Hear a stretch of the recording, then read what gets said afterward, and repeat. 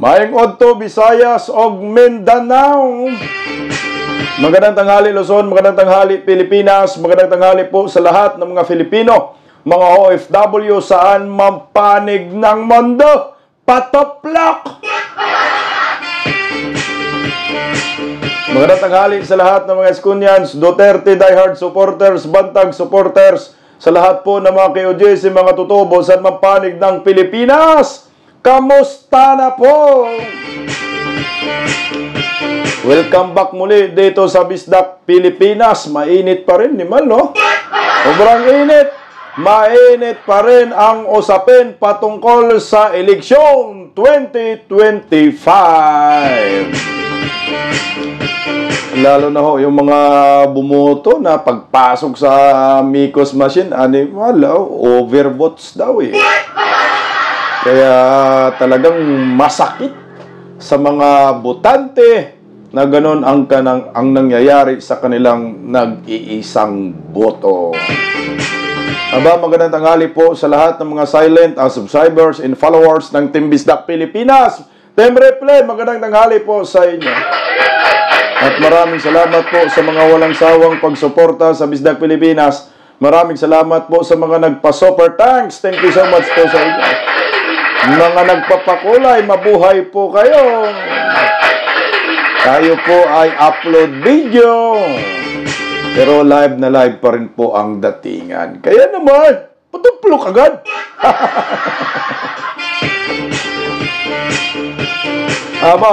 Sumali po sa diskusyon sa Bisdak Pilipinas. Magkomento sa inyong mga comment section dahil mahalaga po ang bawat busis ng mga ordinaryong Filipino, lalo na po mga OFW. Kaya magkomento dahil babasahin po natin yan sa next upload video po natin. Kagaya po kagahapon na upload video. Ito, babasahin po natin yung mga nagkomento patungkol sa issue ng bayang. Ayon po kay Eduardo Bunto, talo lahat ng Quadcom members. Di, si Akop, lumusot si Akop. Yawags. Lumusot si Akop. Sabi naman ni Evelyn Balagon, minamanipula nila ang mga puto ng sambayanang Pilipino. Sabi naman ni Carmelita Kabuatan. Sorry sobrang mukha ng pira itong si Lolong Garcia. Mahiya ka sa mga taong bayan at mahiya ka sa mga taga-Bindang Cavite. Taga-Bindang Cavite, mahiya ka daw, George.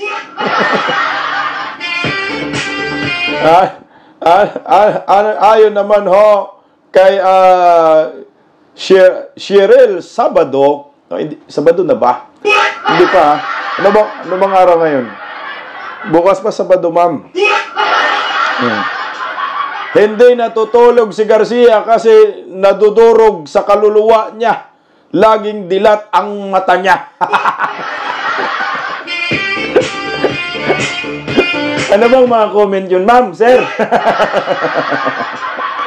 Anyway, sumali po sa diskusyon dito sa Bisdak Pilipinas. Magkomento dahil baka ikaw yung susunod na mabasa natin sa next upload po natin dito sa Bisdak Pilipinas. Kaya naman, ano pa ang ating hinihintay mga kababayan ko? Patoplok! Tara na! Bisdak! Pag-uusapan po natin itong mga bagong leader, mga bagong luklok na leader sa kanya-kanyang mga syudad at probinsya ng ating bansa. Gobernador Pam Bariccuatro, tama? Gobernador Pam Bariccuatro, napahiya si Karen Davila. Sunog na sunog. Sa Bisaya, pagtong na pagtong. Ito po ay interview ni Karen Davila kagahapon kay bagong gobernador ng probinsya ng Cebu na si Gobernador Pam-Barik 4, Sulid Duterte.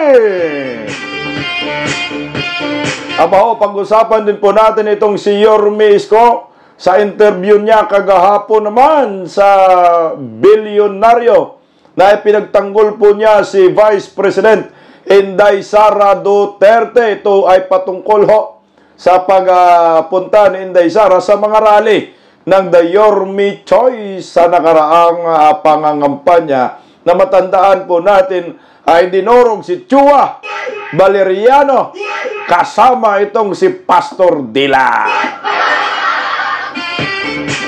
Aba, may warning si Yorme Isko sa mga kongresista ni Tambaloslos, lalo na si Chua at Valeriano.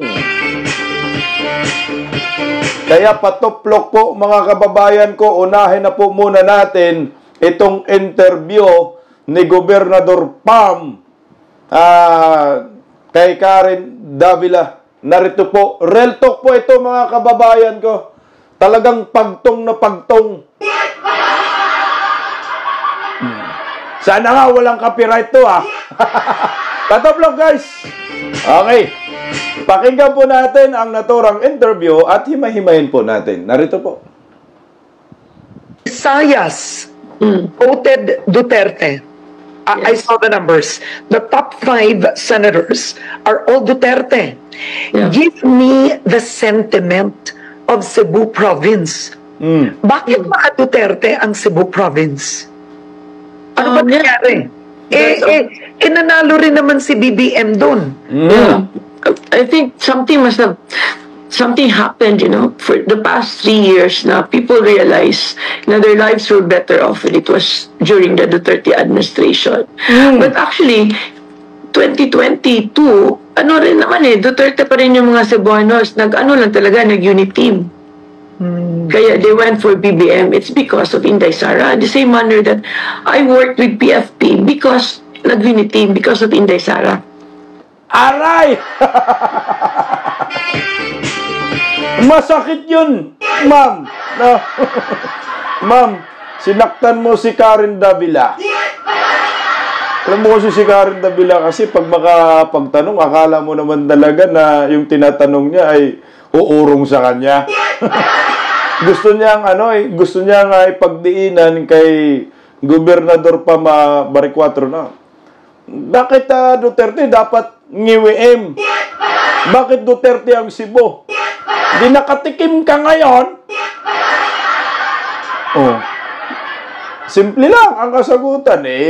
Mas naramdaman ng mga Sugbuhanon noong panahon ni Tatay Digong ay maganda ho ang mga buhay ng mga Sugbuhanon kaysa panahon ni Ngiwim. Totoo naman ho talaga yan. Bakit Duterte ba? Hindi lang naman Cebu, kundi buong Pilipinas. Ito. Bakit nga ba Duterte pa rin ang Cebu? Bukod na nga taga-Danau si Tatay Digong, talagang dun lumaki, Danau, Cebu City, Cebu Province.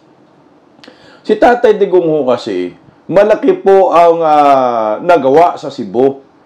Binago ang buhay ng mga Sugbuhanon. Alam mo dyan sa Sugbo, hindi pa dumating si Tatay Digong, daming durugista dyan. Talaga ho. Nung dumating si Tatay Digong, ayun, nabawasan po talaga ang mga durugista. At nagiging safety yung kalsada ng Sugbo. Lalo na po dyan sa mga pantalan, sa pier. Sa panahon ni Tatay Digong, yung mga pier na yan, animal, daming mga, dyan, sa Bisaya ba, mangingilad. Maraming mga budol-budol dyan, guys. Sa pantalan, bago dumating si Tatay Digong, Ako nga, naluko nga ako dyan, Maraming manluloko dyan sa Cebu, bago dumating si Tatay Digong. Nung pagdating ni Tatay Digong, wala, nalinis talaga. Lalo na yung mga tambay, mga snatcher, mga holdapper, nalinis po talaga ni Tatay Digong.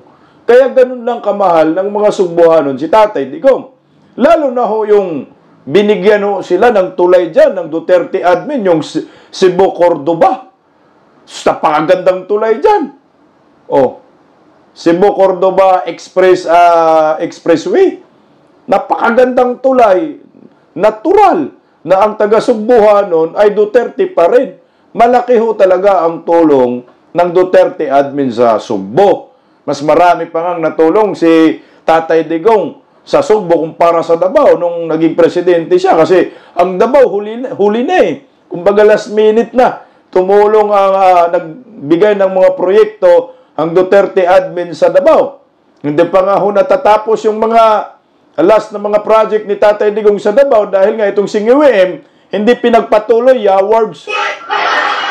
Kaya nga nag-unitim yung mga taga-Sugbuhanon, tama si Pam, Gobernador Pam, sumuporta kay BBM dahil nga sa unitim. Isa lang ang ibig sabihin nun. Kung hindi dahil sa mga Duterte, kung hindi dahil kay Inday Sara, sinabi naman ni Gobernador Pam, hindi ho sila susuporta kay Ngiwim. In short, wala ho sanang presidenteng nakaganan sa Palacanang. Yan ang maliwanag. Bakit Duterte? Duterte. Bakit hindi binoto si Gwendolyn Garcia, si Tropang Wakwak? Unang-una, nung dumating si BBM sa Pilipinas, hindi maganda ho ang dulot sa ating mga Pilipino, lalo na po sa mga Sugbuhanon. Bumalik muli yung mga durugista. Bumalik muli doon ang mga budol-budol. Mga tambay dumami muli. Mga kawatan dumami muli. Oh, kung ikaw taga-Sugbuhanon, siyempre, mas uunahin mong suportahan ang pambato ni Tatay Digong kumpara sa pambato ni Ngiwim. So, ang pinag-uusapan na dito, endorsement power, guys. Tingnan mo, So, ayon kay Pam, binoto lang naman namin si Ngiwim dahil nga ho, meron unitim that time. Totoo naman ho talaga yan. Marami ho talagang nagsasabi na binoto lang namin ang si BBM dahil kay Inday Sara. So, kung ang pinag-uusapan natin ay endorsement power, edi hamak, mas malakas ang hatak ni Tatay Digong kumpara kay Ngiwim. Tingnan mo. Si Gwendolyn Garcia, ang pag-aakala niya, wala ng endorsement power si Tatay Digong at wala ng impluwensya sa Sugbo, ay nagkakamali siya dyan. Pumunta siya kay Ngiwim, so anong nangyayari sa kanya? Dispatsa. Diretso sa kubita. Pero si Gwendolyn si Pambari 4, ayan, naninindigan sa pagka-Duterte diehard supporters. O ano nangyayari? Nagiging gobernador nang wala sa oras. Dahil pinilit ho ito ni Tatay Digong na tumakbo ka. Naalala ko po doon sa hugpong, Maisog Rally sa Sugbo. Nakapunta ho ako. Doon saan ba banda yung sa Sugbo ginawa? Maisog Rally.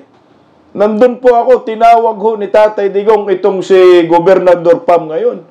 Ang sabi ni Tatay Digong, kumusta ba si Gwen? Ano bang kalagayan niya? Mahirap na rin, sabi ni Tatay Digong. Sabi ni Tatay Digong, palitan nyo na yan. Ito yung ipalit ninyo, si Pambari 4. Doon pa lang sigawan ng mga tao eh. Kasi nga, nagalit naman din ang mga taga-Sugbo kay BBM. At damay itong si Gwendolyn Garcia. Mantakin mo, historic yan ha. Wala pang nakatalo kay Gwendolyn Garcia.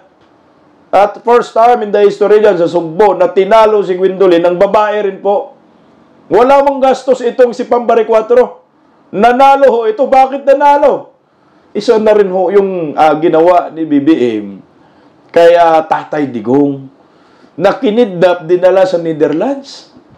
Kaya ang resulta, landslide victory, pabor kay Pambari 4. Galit man ang taong bayan. Hanggang ngayon, nanawagan, bring PRRD home. Yung galit ng taong bayan ay talagang dinala noong nakaraang eleksyon at ang binutuho nila ay si Pam kumpara kay Gwen. Hindi nadala ni Gwen ng pasayaw-sayaw, sayaw-wakwak ba? Isulit Duterte talaga ang Sugbo. Yan ang maliwanag ho. Kasi, dalawa lang naman ang pinagpipilian nila dun. Saan ka? Team Marcos, pag sinasabi mong Team Marcos, yan, si Gwen at si Ngagba. Or Team Duterte. Dalawa lang, pagpipilian mo. Ang puso ng mga taga-Sugbuhanon, hindi ho nila makalimutan yung Cebu, Cordoba, Expressway. Napakaganda. Because of Duterte ho yan. Si BBM, ano bang nagawa ni BBM sa mga taga-Sugbuhanon? Wala. Bukod sa may issue sa Pulboron, si Raulo mambubuto sa kaalyado ni BBM. Marami dyan, taga-Bujol. Mga taga-Bujol, nanalo sa kanya, nanalo sa kanila yung kaalyado ni BBM, yung kalbong gobernador. Iwan ko ba sa mga taga-Bujol, bakit binutuho nila yon? No? Pero bilib ako sa mga taga-Cebu, naninindigan ho talaga sila. Solid Duterte. To the rescue pa nga si Ngiwem, di ba? Last minute. To the rescue si Ngiwem. Anong ginawa ni Ngiwem? Putsa na. Nagpadala ng 20 pesos per kilong bugas doon sa Sugbo. Siya nagtitinda sa Kapitol. Sa Kapitol. Ang tanong, nadala ba ang mga taga-Sugbo ng 20 pesos per kilong bugas? Lalong nagalit. Kasi nga, minamaliit ayon sa mga Cebuano. Nakaminos. Ayan. Nakaminos si Ngiwem sa amin. Ang tawag doon, minamaliit ninyo kami. Mantakin mo yung bigas na pinadala doon, bukbukin. NFA rice. Na talagang mga 100 daw na linis-linis bago pumuti. Di lalong nagalit. Ang sabi nga ho ng mga taga-Sugbo, piniplik ko pa nga ho dito yung video, na mas kakain pa sila ng mais na bigas kumpara sa 20 pesos per kilong bigas ni Ngiwem na animal may kasama pang bukbuk-uto. Lalong bulilyaso si si Gwendolyn Garcia. Kaya saan ang puso nila? Dito sa pambato ni Tatay Digong na si Pam. Nadagdagan pa dahil naglabas pa ng suspension order ang ombudsman kay Gwendolyn. Sinuspended man ito, ayaw pa bumaba. Naalala nyo? Ayaw pa bumaba ni Gwen. Hindi na siya bababa. Sabi niya, ilalaban daw niya ang kanyang posisyon. At nagpakampi pa sa DILG kay Remulla. Hindi na umubra. May kaso pa, daming kaso. Baka makulong pa to kasi pinailan pa to ng kaso. Itong si Gwendolyn Garcia kasi nga yung kaso niya hindi sumunod sa utos ng ombudsman. Nalisanin niya yung Kapitolyo dahil suspendido siya. Makahirap-hirap to, makulong pa to si Gwendolyn Garcia. Pakulong mo, Pam! So, isa lang ang ibig sabihin yan. Mas mahal ng taong bayan sa Sugbo ang Duterte. Kasi si Pam, tingnan mo, panalong-panalo. Kahit dinalhan po nila ng bugas na 20 pesos, hindi pa rin nabili ang boto ng mga taga-Sugbo na loyal lalo sa mga Duterte. O yung 20 pesos per kilong bugas, alam mo, nasa na? Tingnan mo, Yawards, guys, no? Hindi na nga ho kinagat ng mga taga-Sugbo ang 20 pesos per kilong bugas. Narito na daw sa Maynila. O patalastas muna tayo sa 20 pesos per kilong bugas na naghahan ng bayaran bangag. Nasa 20 pesos ko, ma'am. Hindi. Talagang mas masarap pa. Yawards! Lasang 20 pesos ba, ma'am? Hindi. Yung pagkakanyang hindi, parang pilit eh. Talagang mas masarap pa daw, lolo. Kali nga, ma. Nandiyan yung Department of Agriculture. Grabe yun. Taba-taba na ng pisngi. Baboy na baboy. Lasang 20 pesos ba daw? Hindi. Talagang masarap, masarap. Masarap daw, ha? O, tingnan mo sa dulo. Pakinggan natin, o. Mga 60 pesos. Oh! Talagang masarap. Ay, siyempre po, lalo sa aming senyor. Pwede na ito talaga. Oh, sabay bawi. Akala ko ba masarap? Lasang 60 pesos. Lasang ime. Tapos sa dulo, sabay kambyo. Pwede na ito sa mga senyor. Napilitan. Ibig sabihin, ma'am, napilitan nga magsabi na masarap kasi hindi nga masarap. Kasi nag-pretest sila dyan eh. Buti hindi sila nagtatay dyan eh. I think sa Quezon City ito. Ma'am, buti hindi ka nagtay, ma'am. May kasamang kuto yan, ma'am. Yung dulo, sinabi mo na pwede na ito. So, ibig sabihin, hindi nga masarap yan. Kasi kung masarap, dapat ang sagot mo, pwede na ho, masarap. Oh, hindi yung pwede na ito.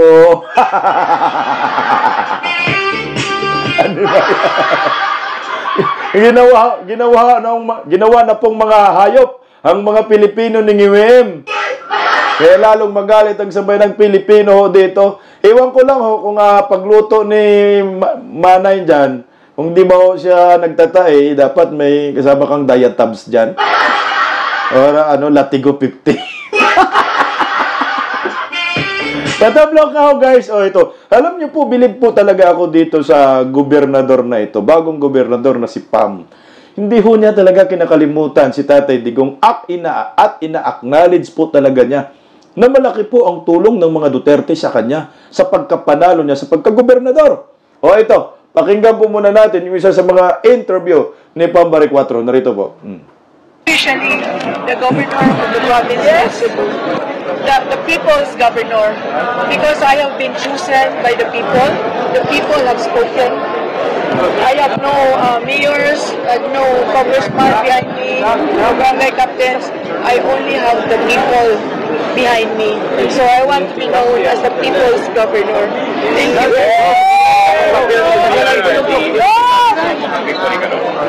Tatay Digong, salamat kaayo. Imo po gilingan na happy lang guy. Kung dati before until the end guy. Pag hinaot, makauli ka, makatuyog ka sa akong proclamation. Kung ako lang inunduman, imong gisulti na ako na higugma ang mga subuan mo guy. So ako ginasilang higugma tayo. O siguro lang kadaog dito ron. Nabati nila ang pagigugma nila. Okay, does not stop there, no? Ako serbisyuhan yun. Kaya ako pagtanawan niya kung kadaugan ang responsibilidad ni dili ni Pasigarpo, responsibilidad ni para sa mga taga-probinsya sa Cebu. After the complaint yeah, we will arrange for a press con, making siya just wait and we will do a conversation by next week. So, context, salamat, thank you tayo, no? So, okay.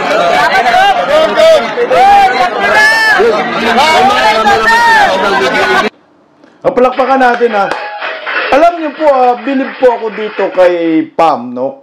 Lalo na pag narinig yan ni Tatay Digong, siguro tuwang-tuwa si Tatay Digong eh. Sabi niya, Tay, hindi ko talaga nakalimutan yung sinasabi mong kumbati. Alam mo yung kumbati sa Tagalog, lumaban ka. Laban lang at mahalin mo ang mga tao. Yun ang sinasabi ni Tatay Digong. Lumaban ka lang at mahalin mo ang mga tao. Ito yung tinatandaan niya kay Tatay Digong.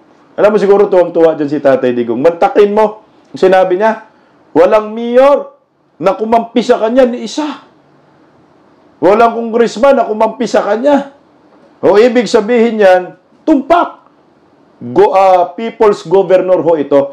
Ang nagluklok po talaga siya sa kanya ay mga Sugbuhanon. Walang politician eh. Diba ho? Naalala nyo yung pumunta pa nga si Ngiwim sa Sugbo.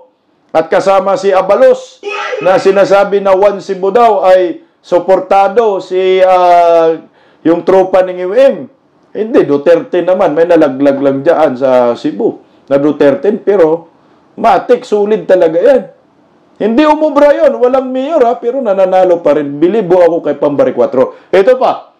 Meron pa isa siyang mga interview. Hindi ho talaga niya kinakalimutan si Tatay Digong. Ito. Tingnan mo natin. At nakatulong ba daw mo sa inyo yung pagiging kaalyado ninyo ni dating Pangulong Duterte? Do you think that Yes, so? well, big help, no? This victory is not only my victory, it's the victory of the province of Cebu. And it's also a victory for former President Rudy Duterte, no? So the people have spoken. They have voted for the person, for the governor that he endorsed. Thank you very much. So I share this victory with with him. So, grabe, tumayo balahibo, guys. Palakpakan natin, no? Ang tagumpay na ito ay tagumpay ni Rodrigo Roa Duterte. Ibinahagi ko po ang tagumpay na ito kay Tatay Digong. Grabe, palakpakan mo natin. Tumayo balahibo ko. Totoo naman talaga. Malaki ho talaga ang tulong ni Tatay Digong kay Gobernador Pam ngayon. Dahil yung simpatiya ng taong bayan nasa kay Tatay Digong, lalo na po yung mga taga-Sugbo. Kaya no question yan, no doubt po, na malaki po ang naitulong ni Tatay Digong, malaking factor ang pagiging Duterte supporter ni Pam Bariccuatro. Kaya nanalo siya at minahal ho siya ng taong bayan. Lalo na po noong pumunta si Vice President Inday Sara Duterte. Nang tinawag siya ni Inday Sara sa entablado, anong address ni Inday Sara sa kanya? Gobernador na eh. Diba?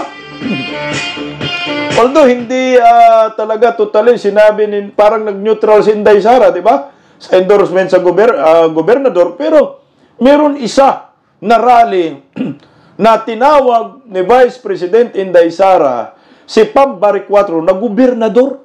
Gobernador ng Sugbo. Doon pa lang eh. Lamang na doon si Pam. Hindi man wala mang binanggit si Inday Sara na endorse niya si Gwendolyn eh. Pero ito guys, panoorin niyo po kasi galit naman talaga si Inday Sara. Diyan kay Gwen, di lang masabi talaga kasi di ba yung isa dyan, yung anak niya, si Frasco sa DOT, tabla rin traidor eh. O ito, nakatulong din po ito mga kababayan ko.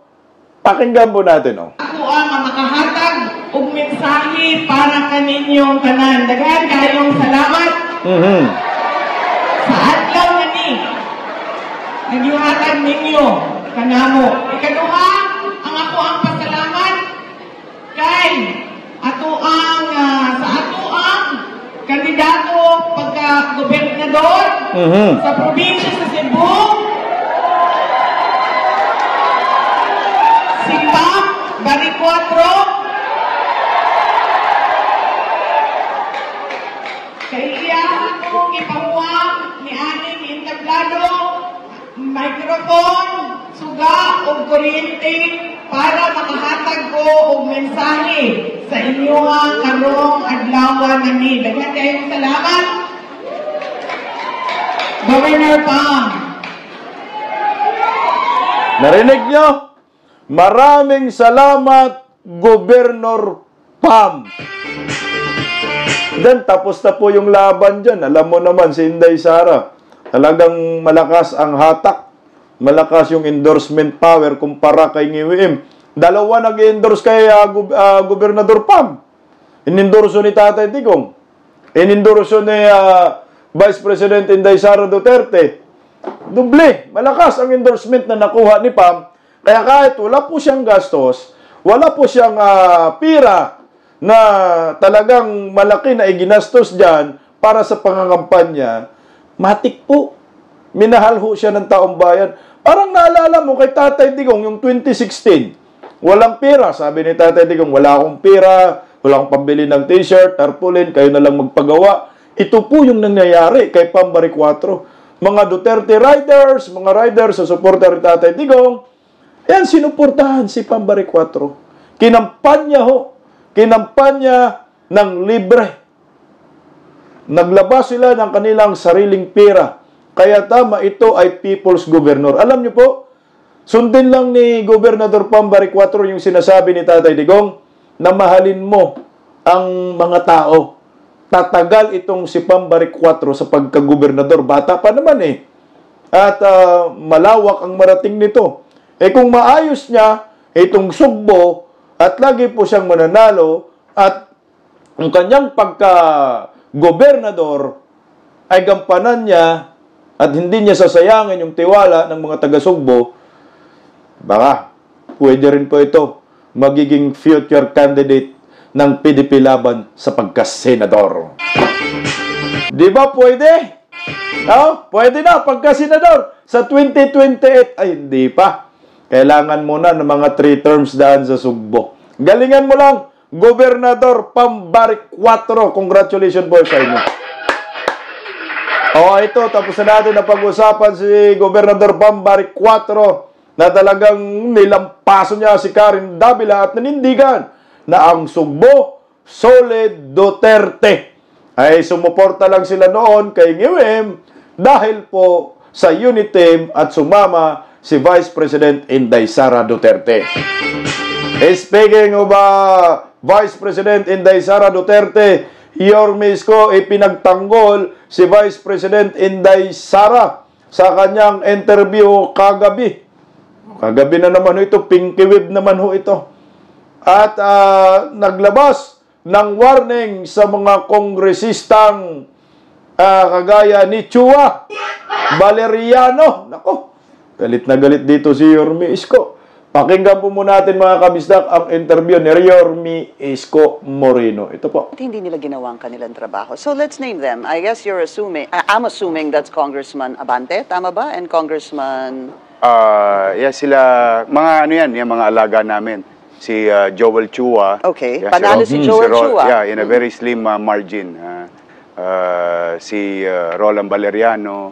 Okay, mga si alaga Joel naman Chua namin. won by 4,000 votes. Yes. Valeriano won by 6,000 votes. Yes. Abante lost by 1,000 Yes. votes lang, ha? Yes. So, sinong sinasabi mong... Lahat sila, mga ka-team ko lahat yan. Mga... The awards, no, panalo talaga si Chua, no?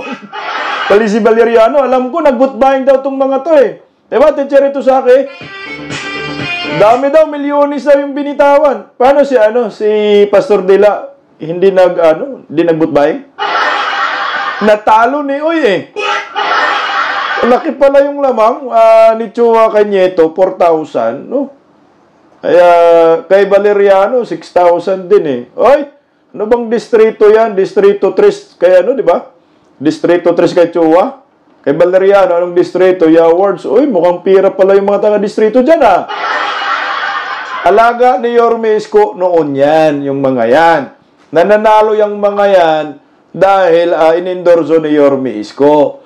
Kaso nga lang, sinungag si Yorme Isko, sinisiraan si Yorme Isko. Kaya yan si Yorme Isko, galit na galit sa mga yan. Ito, Alaga ko yan. Wala naman sa kanilang naiwan sa'yo. And lahat sila was with Mayor Honey. Yeah. Yes. Because maybe they opted to believe on what they want to believe that they're doing their job, which I respect. As you can see, during the campaign, wala naman akong binatikos sa kanila except that yung personal attack nila, yun, tingin ko nag-boomerang lahat sa kanila. Okay, let's clarify this. Wala kang, sabi mo, wala kang personal na attack sa kanila. Of course, Yes. pag-usapan natin yan, no? Kasi sa Manila, please correct me if I'm wrong, Yorme, Sure. 6 districts, right? Yes. 6 po yan, dati iyo.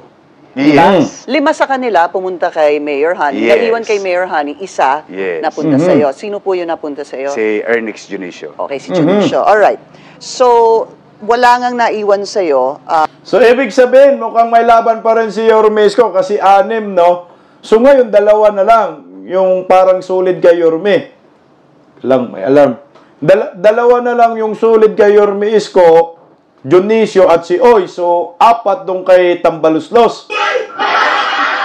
Parang magandang laban do Yorme Isko, Tuloy, Pero, hindi mo sila binatikos. Pero, nung pumunta naman sa'yo, si VP Sara, at nangampanya talaga doon, ay siya naman ang bumatikos doon sa mga congressman, di ho ba? Hindi ko naman pwedeng pigilan ang damdamin katulad ng isang botante o yung kung ano sasabihin niya sa kandidato. Correct. Hindi naman pwedeng magbalat sibuyas sa mga kandidato o mga taong gobyerno kapag binabatikos sila ng mamamayan. Correct. That's a price they have to pay of what they did to a person or to a group of people.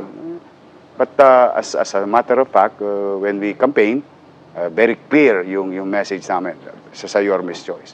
Sabi ko, magsabi na lang kayo ng gagawin ninyo kung kayo'y papasok at kung kayo naman ay pabalik, you just tell them what you did and let the people decide. And awa naman ng Diyos. So, yun naman talagang nangyari. Tama. Alam mo kasi, ako bilib din ako kay Yorme Isko, Kasi kung, kumbaga, Kung walang respeto si Yorme Isko kay Inday Sara, pinara niya yan. Si Inday Sara na, Vice, baka pwedeng hinay-hinay. Hindi eh. Hinayaan ni Yorme Isko yung damdamin ni Vice President Inday Sara. Tama si Yorme. Yung ginawa ho ng mga kongresistang mga buhaya dyan sa Quadcom kay Inday Sara, lalo na si Chua Valeriano at yan si Pastor Dila, sobra-sobra. Tama. Hayaan. Hinayaan ni Yorme Isko. Nakailang panig si Inday Sara sa entablado ng Yorme Choice. Hindi man pinara. Hinayaan lang at nakahatak pa ng maraming butante. O ito, tuloy o. Dun sa 6 districts, no, Yorme, tatlo yung were participating rather in the Quadcom or yung sa confidential fund. So I'll identify them, sorry. They are Congressman Joel Chua, Congressman Roland Valeriano, Benny Abante. Yung po, dalawa po panalo, isang casualty, isang talo si Congressman Abante. Paano po yung magiging working relationship ninyo? Well, they have their own house. They call it the House of Representatives. I hope they will do their job there. And ako naman, nanawagan na ako sa mga leader at mamamayan na magbati-bati na. No? Because there's so much words thrown to us. Very hurtful. In fact, mararamdaman mo yun, alam mo sa proklamasyon. Even they're winning, nobody appreciate their winning. Tinaas yung kanilang mga kamay, ganun ba? Well, you can ask Paulo. Ay, aray ko! Yung proclamation pala, si Chua at Valeriano, yung mga taga Maynila, galit pa rin. Baka nanalo lang tong dalawa sa Migos eh. No? Hirap pinagalaw. Yan, sinabi ni Yorme. Kahit yung proclamation, yung baka tingin ng mga tao, kaya Chua, puta, nandito yung aso ni Tambaloslos. Dito yung aso ni Ngimiim. Banay-banat kay Inday Sara dyan sa Quadcom. Si Yorme Isko, sabi tuloy he was there. From reporter. From Bilyonaryo. Wala talaga. But kaya nung naramdaman ko yun, na there's so much hate against them. Correct. Sabi ko na lamang, ano na tayo? Yorme, why is there hate against them? Is it because of VP Sara? Or is it because of you? I don't Pareho. know. But one thing is for sure, alam ng tao na inalagaan ko sila. We nurtured them and gave them a chance, and they opted to gang up on me. I think yun ang... More sa'yo? Hindi ko alam. Kasi it's a fluid. I cannot just monopolize feelings and baka meron ding galit about what they did to Duterte family. Correct. The abuse of authority being done to the Duterte family by them, those congressmen mentioned, and we saw it on television. Masyado naman kasing garapal, abusado. Abusado. At tama, no? Gusto ko yung word na ginamit ni Yorme Isko. Masyado naman talagang garapal at abusado yung mga kongresista na yan sa ginawa ho nila sa mga Duterte. Pati si Yorme Isko, alam niyan. Kaya palakpakan natin si Yorme Isko. Kaya pala si Yorme, talagang hinayaan niya si Inday Sara. Baka sa isip ni Inday Sara, panatan mo yan. Kung makabanat yan sa'yo sa Quadcom, mga garapal ng mga yan, tama lang din. Kasi sino naman kasi, kahit sinong tao guys, makikita mo talaga, garapal na ho talaga, at mga abusado itong nasa Quadcom, itong 19th Congress, under Tambaloslos, tama si Yorme dito. Talaga nga, kahit sinong mga tao, mabuboysit din sa mga to. Makikita mo, baka mabato mo pa ng mga kamatis yan Mas maganda si Buyas kasi matigas. Tuloy, Yorme. Ipinamumuka pa sa atin na kapag binabanatan nila yung isang kandidato, nagkakapera sila. Because they get 70 million, 100 million, AKAP, AIX, and so on and so forth. So, I think, even in the national slate, napansin ko, alam ng tao Alam ng tao yung sitwasyon. So, correct. They paid the price. Correct. And I think they should learn their lesson very well. It's a very painful lesson to any candidate. If I were in their shoes, I will feel the same. I have to... kailangan ko ayusin ang sarili ko kung ako yung nasa sitwasyon nila. Correct. Marami talagang nasaktan. At maraming mga kongresistang natalo dahil sa kanilang pag-aabuso sa kapangyarihan laban sa mga Duterte. Hindi naman tulog ang tao.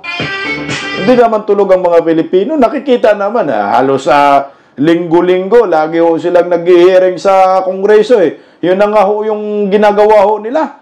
Panay Duterte pinag-uusapan. Kaya nakikita ko kay Yorme, nakipagsimpatiya ho talaga siya sa pamilyang Duterte. Maraming salamat, Yorme Isko. At ito pinakamaganda. Gigil na gigil pa rin si Yorme Isko diyan kay Chua Valeriano at kay Abante. Nag-warning si Yorme Isko. Pakinggan po natin mga kamisdak ang galit ni Yorme dito. Oh. It's so painful that pinagmamalasakit mo sila, pero the words that hindi mo makakain, lalo na yun si Joel Chua who lied here in this show, na wala siyang sinabi in your face, all of you here, na hindi raw niya ginawa yun. No, that's not true. You said something. You said something that even you yourself cannot be proud of. To me. Okay. I'm just a let-let. I'm just a let-let. Very pa si let-let. Dalawa kayo ni Roland Valeriano. Ngayon lang ako sumagot kasi hindi ko kayo sinasagot ng kampanya. Ayaw ko ma-blur yung damdamin ng tao. Gusto ko fix ang eyesight ng tao based on program of governance ang i-offer. But in hindsight, yung dalawa na yan, said something na kahit ikaw, Pinky, hindi mo makakain. Yung dalawa, si Valeriano at Chua. Tingnan mo Yun ang katotohanan. Now, kung gusto nyo, total, tapos naman ang lahat, hindi mag-lie detector test tayo. Banatan mo, Yorme. Para malaman natin kung sino nagsasabi So, you're not at liberty to tell us ano yung sinabi nilang dalawa? Hindi mo makakain. And the way the actuation, you're in the corner, the way, the physical actuation. Dinodoro yata si Yorme. You. Yung kung paano ka pagsalitaan ng mga taong at one point in time, they are in the streets, you believe in them, nurture them, hone them, give them chance, you're happy, you became successful, and the least thing that you can, expect is, pare, kape naman tayo. But yung sigaw-sigawan ka't pagsalitaan ka ng hindi mo, you have a boss to say in the scenario that wala kayong sinabi. Okay. You're pulling the viewers and the broadcasters. Be man enough. Anyway, tapos na ang halalan. At least, magkikita-kita pa rin naman tayo. Ngayon ako sumasagot. So not to confuse the people based on emotional voting. I really wanted the people of Manila decide based on performance. Correct. Now, Pinky, I'm here telling them straight, be man enough. Total lang, tatapang nyo sa Quadcom pag dito sa television, mukhang di ko maintindihan. But pinatawad ko na kayo. O gusto nyo naman marinig. Kung ang Diyos ay nagpapatawad, ako pa kaya tao lang. Pinatawad ko na kayo. Nakamove on na ako sa buhay. Yung pagpapatawad mo ba, of course, mayor ka naman. Lawmaker Di man enough daw, mga kamisdak. Pagkakataon na... Huwag silang lalabag sa batas. Patay. Is that a warning? Of course. Patay. It's a fair warning to everyone. The people of Manila deserves better. They wanted certainty. They wanted rules are put in order. And it's applicable to everyone. No abuse will be done by this congressman under my watch. Patay. No, not a single day. All right. Pag mali kayo, mali kayo. Kung kinakailangan arrestuin ko sila, I'll make arrest. That is a promise. That's because that is a commitment to the people of Manila. Kasi yun ang kinumit ko sa entablado Di ba na maliwanag naman sinabi, mga tolongges, magbago na kayo ng address. Hold up pair, is not chair. Ikinumit ko yun sa taong bayan and the people replied, showing this much overwhelming votes. So, kung gusto nila, magtrabaho sila, maglingkod sila sa taong bayan, I'll support them. Don't get me wrong. Pero wala nang pribilehiyo ngayon. Okay. Pantay-pantay lang tayo. Yari ka, Chihuahua! Yari ka, Valeriano! Hindi nung warning na yun, be man enough. Umayos kayo. Pag kayo magkakamali, ako na mismo mag-aresto sa inyo. Binaboy naman kasi nila si Yorme Isko nakaraang eleksyon. Grabe, pag sigawan si Yorme, matindi. So ngayon, ito na. Nagiging mayor muli. Yari ka, Chua at Valeriano. Huwag kang magkamali. O, sana magkamali. Sana mo magkamali itong si Chihuahua nang arestuhin ni Yorme Isko. Anyway, congratulations. Palakpakan po natin si Yorme Isko. Salamat, Yorme Isko, sa simpatiya nyo po sa pamilyang Duterte. Hindi po kami nagkamali, mga didays na sumuporta po sa inyo. Magaling si Yorme Isko. Talagang mayroon utang na loob talaga rin. Yung nangingibabaw sa kanya. Marunong siya tumingin ng sitwasyon kung kailangan ba niya suportahan yung isang tao. Nakipagsimpatiya talaga si Yorme sa pamilyang Duterte dahil sa sinabi ni Yorme, mga garapal, mga abusado ng mga kongresista dyan sa Quadcom. Anyway, hanggang dito lang po muna tayo. Kita-kita po muli mamaya alas 8:30 sa mga bago lang sa Bisdak Pilipinas. Baka pwede pa-subscribe, pa-share, pa-like at pakipindot ang inyong notification bell para palagi po kayong updated sa lahat ng ating mga video. At makisali rin po sa diskusyon, magkomento po sa inyong mga comment section at baka ikaw, yung isa sa mga mapili natin na magkomento at mabasa po natin sa next video na i-upload po natin. So ngayon, napag-usapan po natin kung paano sinunog ni Gobernador Pam si Karen Davila at kung paano naman ipinagtanggol ni Yorme Isko si Vice President Inday Sara Duterte at pag-warning sa dalawang bugok na mga kongresista na mga abusado at tinawag pa niyang garapal. Maayong hapon, dagang salamat. Bisdak Pilipinas. God first. Maraming salamat. Bye-bye ho.